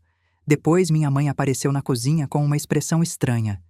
Tem uma mulher aí querendo falar com você. Diz que é urgente. Quem é? Não disse o nome, mas está nervosa. Chorando. Fui até a porta e gelei. Era Luciana, a amante do meu marido. A mulher das fotos no celular, dos pics mensais, das mensagens de amor que eu tinha lido com o coração em pedaços. Ela estava ali, na porta da casa da minha mãe, com os olhos vermelhos e inchados, segurando uma pasta de documentos contra o peito. Carmen, ela disse, a voz tremendo. Eu preciso falar com você. Por favor. Minha mãe apareceu atrás de mim, os olhos faiscando. Essa é a... É. Quer que eu mande embora? Eu olhei para Luciana, para a mulher que tinha ajudado a destruir meu casamento, para a mulher que eu tinha todo o direito de odiar. Mas alguma coisa nos olhos dela me fez hesitar. Não era só desespero, era medo. Medo de verdade. O tipo de medo de quem descobriu que está prestes a ser descartada, ou pior, usada como bode expiatório. Deixa ela entrar, eu disse. Carmen. Só 5 minutos, mãe. Minha mãe se afastou, relutante, mas ficou na cozinha, perto o suficiente para intervir se precisasse. Luciana entrou na sala. Ficou de pé, sem jeito, olhando para o chão. Fala, eu disse. O que você quer? Eu descobri uma coisa. Ela estendeu a pasta para mim. Sobre o Eduardo. Achei que você precisava saber. Peguei a pasta, abri. Eram prints de mensagens. Mensagens do Eduardo. Mas não eram para mim, nem para Luciana. Eram para outra mulher. Uma terceira. O nome dela é Patrícia, Luciana disse, a voz quebrando. Ele está com ela há 4 meses. Eu descobri semana passada. Por acaso. Do mesmo jeito que você descobriu sobre mim. Eu folheei os prints. As mesmas palavras. As mesmas promessas. Te amo. Vou largar tudo por você. Ela não significa nada. As mesmas mentiras, repetidas para outra mulher. Tem mais, Luciana continuou. No final da pasta, conversas dele com o advogado, ele está planejando esconder patrimônio, transferir bens para o nome da mãe antes do divórcio ser finalizado. Achei que você precisava dessas provas. Eu olhei para ela, para a mulher que eu tinha odiado por meses, e vi algo que não esperava ver. Outra vítima. Por que você está me ajudando? Porque ele me usou do mesmo jeito que usou você. Ela enxugou os olhos. E porque eu descobri que ele está planejando jogar a culpa em mim. Nas mensagens com o advogado, ele diz que vai alegar que eu manipulei ele, que eu extorqui dinheiro. Vai me transformar em vilã para sair de vítima. Uma pausa. Eu não vou deixar. Silêncio. O que você quer em troca? Perguntei. Nada. Eu só... Ela hesitou. Eu queria que você soubesse que eu sinto muito. Pelo que eu fiz. Pelo que ele fez. Por tudo. Eu fechei a pasta. Olhei para ela por um longo momento. Luciana, eu vou aceitar essas provas, porque elas vão me ajudar. Mas isso não muda o que aconteceu. Não muda o que você fez. Eu sei. Você sabia que ele era casado. Você escolheu continuar. Eu sei. As lágrimas voltaram a descer. Eu não tenho desculpa. Só queria... O quê? Queria que pelo menos uma de nós saísse dessa inteira. Eu fui até a porta. Abri. Vai embora, Luciana, e cuida da sua vida, porque a minha eu vou cuidar sozinha. Ela passou por mim sem dizer mais nada. Parou na soleira, se virou uma última vez. Ele vai fazer isso com a Patrícia também, e com a próxima, e com a próxima. É o que ele é. Eu sei, eu disse. Agora eu sei. Fechei a porta. Minha mãe apareceu no corredor, os braços cruzados. O que ela queria? Me dar munição. Eu ergui a pasta. E pedir perdão. Você perdoou? Eu pensei na pergunta. Não, mas também não preciso mais odiar. Ela foi tão idiota quanto eu. A diferença é que eu acordei. E ela ainda está acordando. Com as novas provas de Luciana, a situação mudou. Dr. Fabiano ficou impressionado quando viu os prints das conversas sobre esconder patrimônio. Dona Carmen, isso aqui é ouro. Se eles tentarem qualquer manobra agora, a gente tem como provar má-fé. O que isso significa na prática? Significa que eles vão ter que negociar de verdade, sem truques. Uma semana antes da audiência final, Eduardo e Valéria pediram uma reunião. Queriam resolver na conversa, sem juiz, sem formalidades. Dr. Fabiano achou estranho, mas aceitou. Vamos ouvir o que eles têm a dizer. A reunião foi num cartório no centro. Sala pequena, mesa de madeira, cheiro de papel velho. Antes de sair de casa, eu tinha colocado o broche de Dona Iracema na blusa.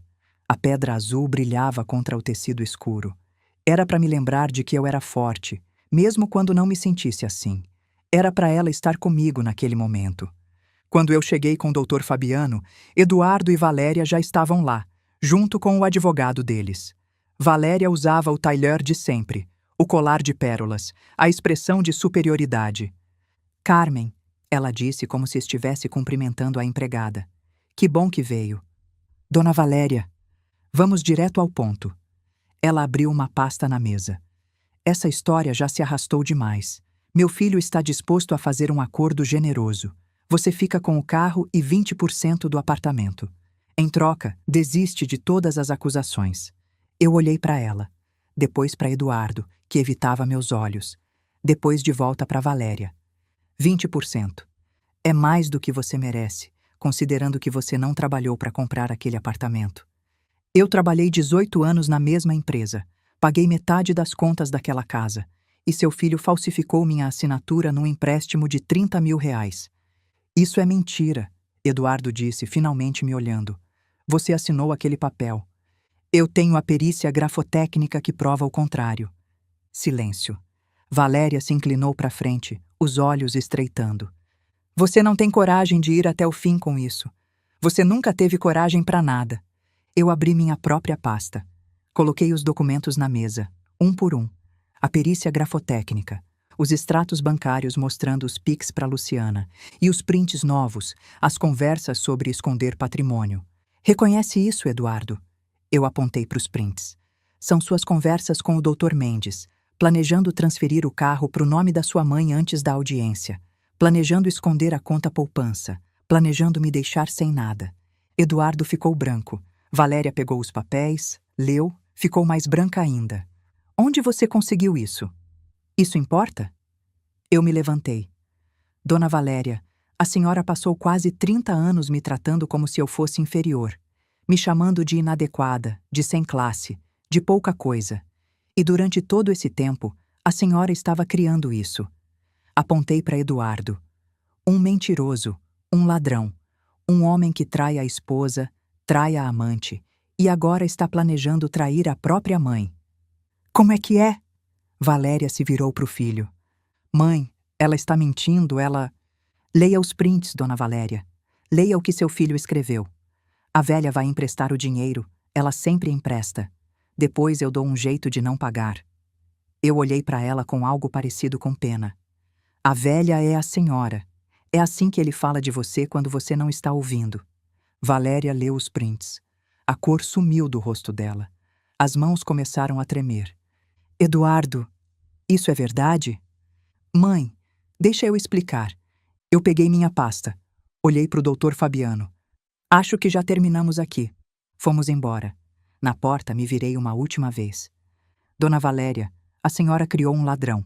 E ladrão não escolhe vítima. Hoje sou eu. Amanhã vai ser a senhora. Lembra das minhas palavras. Saí sem esperar resposta. No final, o acordo foi fechado nos termos que eu queria. O apartamento seria vendido e o valor dividido em partes iguais. O empréstimo ficaria inteiramente na responsabilidade de Eduardo. O banco aceitou anular minha participação no contrato mediante a perícia que provava a falsificação. Em troca, eu não prestaria queixa criminal. Cada um ficaria com seu carro, sem pensão para nenhum lado. Dr. Fabiano me ligou quando tudo foi assinado. Dona Carmen, parabéns. A senhora conseguiu. Conseguiu o quê? Sair de um casamento de quase 30 anos com sua dignidade intacta e seus direitos garantidos. Isso não é pouco. Não parece uma vitória. Eu sei. Nunca parece no começo. Mas daqui a um ano, a senhora vai olhar para trás e perceber que foi a melhor decisão da sua vida. A audiência final foi numa manhã de fevereiro. Eu estava sentada de um lado da mesa, com o Dr. Fabiano ao meu lado. Eduardo estava do outro, com o advogado dele. Valéria assistia da plateia, mas não era mais a mesma Valéria de antes. Parecia menor, mais velha, derrotada. O juiz leu os termos do acordo. Perguntou se ambas as partes concordavam. Concordo, eu disse.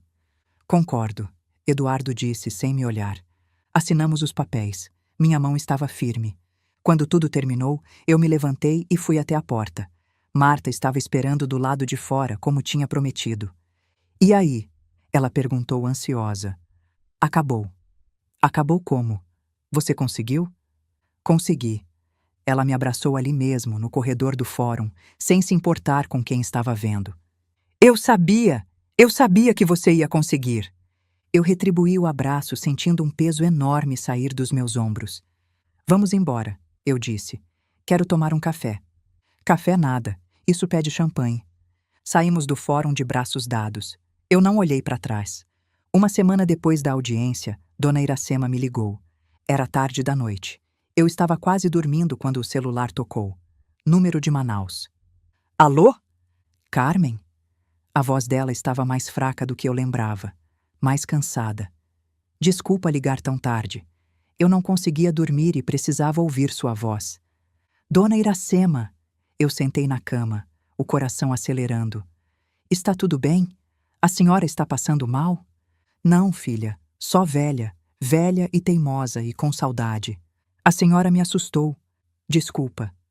Uma risada fraca, aquela risada rouca que eu tinha aprendido a amar. Eu queria saber como foi. A audiência, o divórcio. Conta tudo. Eu contei.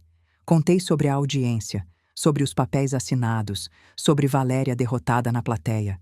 Contei sobre sair do fórum de braços dados com Marta, sobre o champanhe que a gente tomou, sobre a sensação de alívio misturado com estranheza. Dona Iracema ouviu em silêncio. Quando eu terminei, ela disse: Eu sabia. Desde o primeiro dia que te vi naquele corredor, eu sabia que você ia conseguir. A senhora me deu forças. Não.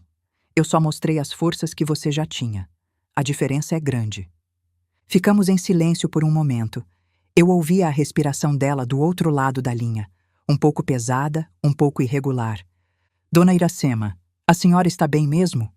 Estou, filha, só cansada. O corpo não aguenta mais o que a cabeça quer. A senhora precisa descansar. Eu sei, mas antes eu quero te pedir uma coisa. O que for, quero que você me prometa uma coisa.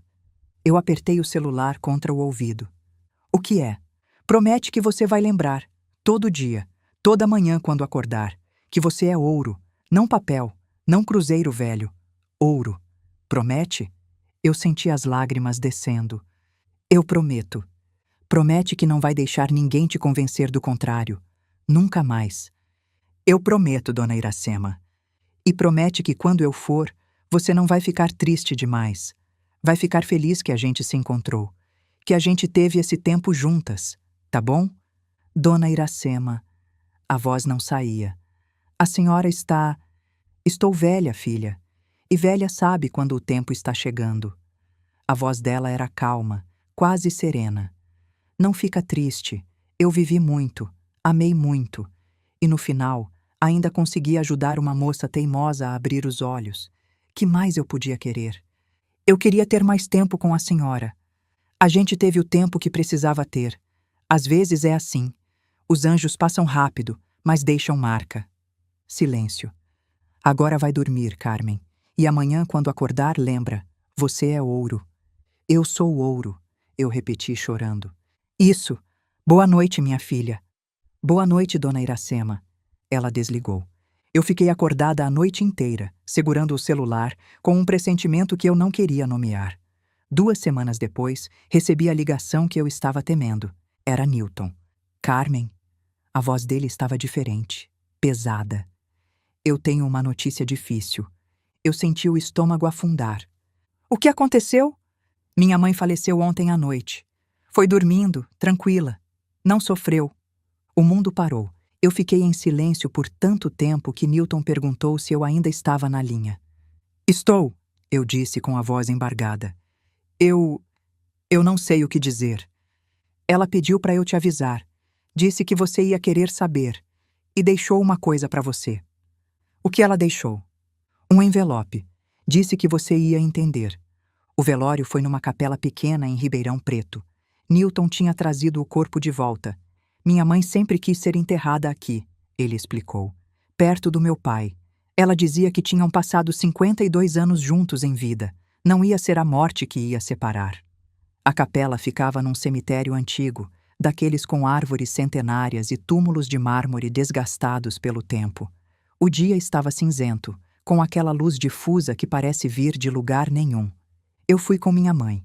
As duas entramos na capela de mãos dadas, como se fôssemos nós que precisássemos de apoio, não o contrário. Tinha pouca gente. Newton, Cláudia, que tinha vindo de Manaus às pressas. Alguns vizinhos antigos que ainda lembravam de Dona Iracema dos tempos em que ela dava aula. O padre da paróquia onde ela ia à missa quando podia. Era um velório pequeno, simples, mas tinha dignidade, tinha amor. Tinha o tipo de despedida que Dona Iracema merecia. Dona Iracema estava em paz, deitada no caixão, as mãos cruzadas sobre o peito, o rosto sereno. Usava um vestido azul claro que Cláudia disse ser o favorito dela. No dedo, a aliança de casamento que ela nunca tinha tirado, mesmo depois de 12 anos viúva. Eu me aproximei devagar. As lágrimas desciam sem que eu pudesse impedir. Ali estava a mulher que tinha mudado minha vida. Uma desconhecida num corredor de hospital que, por algum motivo que eu nunca vou entender completamente, decidiu me dar a verdade que eu precisava ouvir. Uma velha sábia que viu em mim algo que eu mesma não conseguia ver. Eu prometi, eu sussurrei, tão baixo que só ela podia ouvir. Se é que os mortos ouvem alguma coisa. E vou cumprir, todo dia, toda manhã. Eu sou ouro. A senhora me ensinou isso. E eu nunca vou esquecer. Minha mãe se aproximou, ficou do meu lado. Ela parece em paz. Ela estava em paz. Eu enxuguei os olhos. Ela tinha feito tudo o que precisava fazer. Tinha criado os filhos. Tinha cuidado do marido até o fim. Tinha ajudado uma estranha a encontrar o próprio caminho. O que mais uma pessoa pode querer? Ser lembrada assim, minha mãe disse. Com amor, com gratidão. É tudo que a gente pode esperar no final. Depois da cerimônia, Cláudia, a filha de Dona Iracema que tinha vindo de Manaus, se aproximou de mim. Você é a Carmen, não é? Minha mãe falava muito de você. Sua mãe foi muito importante para mim. Eu sei, ela me contou. Cláudia tirou um envelope do bolso. Ela deixou isso para você. Disse que você ia saber o que significa. Eu peguei o envelope com mãos trêmulas. Abri. Dentro tinha uma foto antiga, em preto e branco.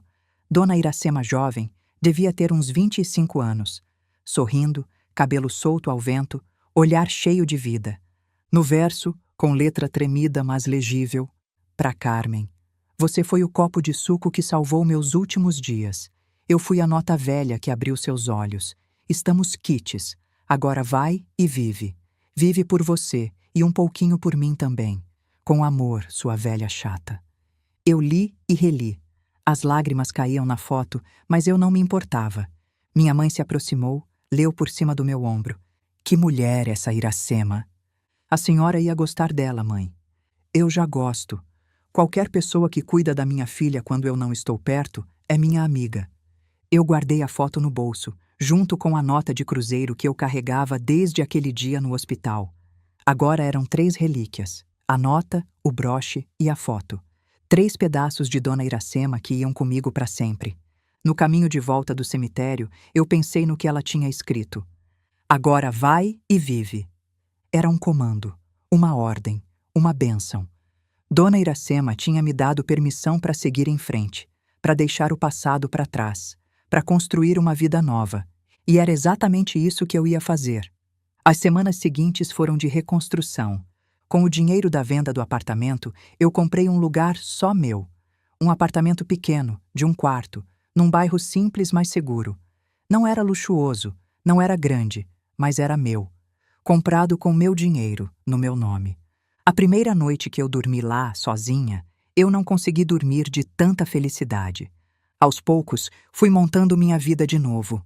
A estante da sala ganhou novos ocupantes, a nota de 500 cruzeiros, agora emoldurada. O broche de Dona Iracema, a foto dela jovem sorrindo, e a aliança da minha mãe, que ela tinha me dado num domingo de almoço. Pra gente lembrar juntas, ela tinha dito, das vidas que a gente deixou para trás. Algumas semanas depois, eu estava andando pelo centro de Ribeirão Preto. Tinha ido resolver umas coisas no banco, pagar umas contas. Dia comum. Passei por um bar de esquina, daquele simples com mesas de plástico na calçada e propaganda de cerveja desbotada na fachada. O tipo de lugar que Eduardo nunca pisaria. Ele sempre achou que era bom demais para esse tipo de estabelecimento.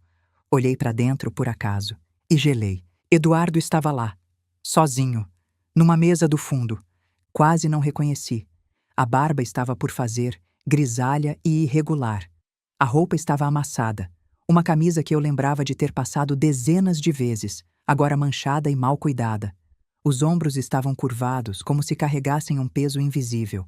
Na frente dele, uma garrafa de cerveja barata. das que ele sempre desprezou. Ele levantou os olhos. Me viu. Nossos olhares se cruzaram por um segundo. Talvez 2. Eu vi muita coisa naquele olhar. Cansaço, derrota, talvez um resquício de vergonha, ou talvez eu só estivesse projetando. Ele não disse nada, não acenou, não desviou o olhar. Só ficou ali, parado, me olhando como quem olha para um fantasma. Eu também não disse nada, só continuei andando. Não senti alegria, não senti satisfação, não senti vingança. Senti só nada. Uma constatação fria de que a vida tinha cobrado o que precisava cobrar. Sem a minha ajuda, sem eu precisar fazer nada. Ele estava destruído e eu estava livre. Era o suficiente. Uma noite, algumas semanas depois, meu celular tocou. Número desconhecido. Atendi por reflexo. Alô? Carmen? Uma voz que eu conhecia bem, mais fraca do que eu lembrava, mais velha. É a Valéria.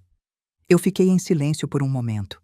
Pensei em desligar, mas alguma coisa me fez continuar ouvindo. O que a senhora quer? Ela hesitou. Valéria nunca hesitava. Eu precisava falar com você. Falar o quê? Silêncio do outro lado. Depois, uma respiração funda. Eu perdi tudo, Carmen. A casa, o dinheiro. Meu filho não fala mais comigo. As pessoas me olham na rua e cochicham. Eu não disse nada. Eu só queria... A voz dela falhou. Pedir desculpas. Pelo que eu fiz. Pelo que eu disse. Pelo que eu sempre pensei de você. Eu fiquei em silêncio, ouvindo a respiração dela do outro lado da linha. Dona Valéria, eu disse por fim. A senhora lembra o que me disse naquela reunião no cartório? Que eu não ia conseguir nada melhor? Que eu devia aceitar migalhas porque era tudo que eu merecia? Silêncio. Eu lembro. Pois é. Eu respirei fundo. Eu tenho minha casa agora, comprada com meu dinheiro, no meu nome. Tenho minha mãe. Tenho minhas amigas. Tenho minha paz. E a senhora? Carmen, eu... Boa sorte, Dona Valéria. A senhora vai precisar. Desliguei. Não com raiva, não com satisfação, só com a certeza de que a vida tinha cobrado a conta certa e eu não precisava mais carregar aquele peso. Coloquei o celular na mesa. Fui até a janela. Olhei para a cidade lá fora. E sorri. 6 meses depois do divórcio, minha vida era outra. O apartamento novo estava arrumado do meu jeito. Cortinas leves que deixavam a luz entrar, plantas na varanda, fotos nas paredes, da minha mãe, da Marta, de uma viagem que eu fiz sozinha para o litoral. Na estante, em lugar de destaque, estavam minhas relíquias. A nota de 500 cruzeiros, emoldurada. O broche de Dona Iracema. A foto dela jovem. A aliança da minha mãe. Eu olhava para esses objetos todo dia. Eles me lembravam de onde eu tinha vindo e de quem eu tinha me tornado. Num domingo de manhã, minha mãe veio conhecer o apartamento. Ela andou pelos cômodos devagar, tocando nos móveis, abrindo armários, olhando cada detalhe com aquela atenção de mãe que nada escapa. Você escolheu essas cortinas? Ela perguntou. Escolhi. Por quê? São bonitas. São você. Como assim? Leves, mas não frágeis. Deixam a luz entrar. Eu senti os olhos arderem. Ela parou na frente da estante. Viu a nota de cruzeiro emoldurada. Essa é a nota que a senhora do hospital te deu? É, Dona Iracema. A que abriu seus olhos. Essa mesma. Por que você emoldurou? Para lembrar que nem tudo que parece valioso vale alguma coisa, e que às vezes as coisas mais valiosas não parecem nada. Minha mãe ficou em silêncio por um momento. Depois tirou algo do bolso. Uma aliança. Velha, desgastada. A aliança do casamento dela. Eu guardei isso por 15 anos, ela disse. Não sei nem por quê. Acho que achava que ia sentir alguma coisa quando olhasse para ela, mas não sinto nada. Mãe, quero deixar aqui, do lado da sua nota, pra gente lembrar juntas. Eu peguei a aliança, coloquei na estante, ao lado do cruzeiro emoldurado. 2 relíquias de vidas passadas, 2 lembretes de liberdade. Depois de arrumar a estante, minha mãe foi até a bolsa e tirou uma foto antiga. Quero te mostrar uma coisa. Era uma foto em preto e branco, com as bordas serrilhadas pelo tempo. Minha mãe jovem de vestido branco, véu na cabeça. Dia do casamento dela. Você era linda, mãe. Eu era boba. Olha minha cara. Eu olhei de novo. Minha mãe jovem estava sorrindo, mas o sorriso não chegava aos olhos. Era o sorriso de quem está feliz porque deveria estar feliz, não porque realmente estava. Eu tinha a mesma cara que você tinha há 6 meses, minha mãe disse, achando que ia ser feliz para sempre, achando que casamento era a resposta para tudo. Mas a senhora foi feliz em algum momento? Fui. Quando você nasceu. Quando você deu os primeiros passos, disse as primeiras palavras. A felicidade não veio do casamento. Veio apesar dele. E agora, mãe? A senhora é feliz agora? Ela pensou. Olhou pela janela. Depois olhou para mim. Agora estou. Demorou 78 anos, mas estou. Porque agora eu tenho você de volta. E você está inteira. Não está mais fingindo. Eu senti as lágrimas descendo. Eu também estou feliz, mãe. Pela primeira vez em muito tempo. Nos abraçamos na sala. A foto da minha mãe jovem na mesa, olhando para nós. Testemunha silenciosa de 2 gerações que finalmente se entenderam. Mais tarde tomamos café na varanda minúscula do apartamento. 2 cadeiras de plástico, uma mesinha, vista para uma mangueira antiga no quintal do vizinho. Seu pai ia ter orgulho de você, sabia? Minha mãe disse de repente. Mesmo depois de tudo que a senhora me contou? Principalmente por causa disso. Ele era um homem fraco, mas ele sabia que era fraco. E, no fundo, admirava quem não era. A senhora acha que ele me admiraria? Tenho certeza. Você fez o que nem eu nem ele tivemos coragem de fazer. O que é isso? Ser honesta. Mesmo quando a honestidade dói. Silêncio. As 2 tomando café, olhando a mangueira. Mãe, obrigada. Pelo quê? Por não ter desistido de mim, mesmo quando eu sumi. Mãe não desiste de filha, só espera. Eu não vou mais fazer você esperar. Eu sei, filha. Agora eu sei. Os domingos viraram tradição. Toda semana eu ia até a casa da minha mãe. Chegava cedo, ajudava a preparar o almoço, arroz soltinho, feijão com louro, carne de panela, farofa. Comida simples, do tipo que Eduardo sempre desprezou. O cheiro enchia a casa pequena, chamava memórias de quando eu era menina. Depois do almoço, minha mãe me ensinava a costurar na máquina velha dela. Uma Singer preta, daquelas de pedal. Você está fazendo torto, ela dizia, guiando minhas mãos. Eu sei, não consigo fazer reto. Ninguém consegue no começo. A gente sempre começa torto, depois endireita. Era uma metáfora da minha vida, e as 2 sabíamos. Num desses domingos, enquanto costurávamos em silêncio, minha mãe disse: Carmen, eu quero te pedir desculpas. Por quê? Por não ter falado antes, sobre seu pai, sobre tudo. Eu olhava você com o Eduardo e via os mesmos sinais que eu ignorei. E fiquei calada. Você ficou calada porque me respeitou. Fiquei calada porque tive medo. Ela parou a máquina. De você não acreditar. De você me odiar. Eu nunca ia te odiar, mãe. Eu sei. Agora eu sei. Ficamos em silêncio. Mas era um silêncio bom. Silêncio de quem se entende. Naquela noite, sozinha no meu apartamento, eu fui até a estante. Peguei a nota de 500 cruzeiros. Olhei para ela por um longo tempo. Uma nota que um dia valeu muito e hoje não vale nada. Uma lembrança de que as coisas mudam. Que o que parece permanente pode desaparecer. Que o que parece sem valor pode ser o mais precioso. Dona Iracema tinha entendido isso antes de mim. Por isso me deu a nota. Por isso me contou a história. Por isso segurou minha mão num corredor de hospital e me tratou como filha, mesmo sendo uma estranha. Eu tinha passado quase 30 anos achando que meu casamento era ouro. E era só papel. Papel velho, desvalorizado, sem serventia nenhuma, além de ocupar espaço na carteira. Agora eu tinha outra coisa. Minha mãe de volta. Uma amiga de verdade. Um apartamento só meu. Uma vida que era minha. E as memórias de uma velha sábia que me ensinou mais em 2 semanas do que eu tinha aprendido em décadas. Isso sim era ouro. Coloquei a nota de volta na estante, ao lado do broche e da foto. Ao lado da aliança da minha mãe. Minhas relíquias, meus tesouros, as provas de que eu tinha sobrevivido. E mais que sobrevivido, Tinha renascido. Antes de dormir, peguei o celular e vi uma mensagem da minha mãe. Filha, fiz pão de queijo. Passa aqui antes do trabalho se quiser. Eu sorri. Digitei de volta. Chego em 20 minutos. Fui até o espelho do banheiro. Me olhei por um longo momento. A mulher no espelho era a mesma de sempre.